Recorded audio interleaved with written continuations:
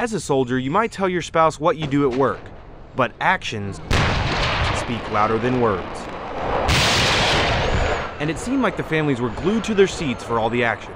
It's cool, it's awesome because we get to see what my husband does, and my kids are out here, they get to see that, you know, what the tanks do whenever he's gone for a couple of days. It wasn't the best weather, but that didn't stop the spouses and families of the 172nd Infantry Brigade from coming out to see what's been keeping their soldiers out at night and making all that noise. Command Sergeant Major Parrish says that the demonstration is important for families to fully understand what their spouses do.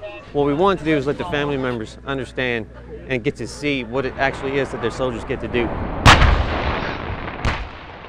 The soldiers can tell them, you know, as best they can, but until you actually come out here and experience the concussion of the rounds in your face and see the rounds flying down range and hitting the target, it's kind of hard for them to understand that. Watch! Look! I see it! They're shooting! Yeah, now we know in Netzeberg, whenever you're sleeping, what's waking you up at 1 in the morning.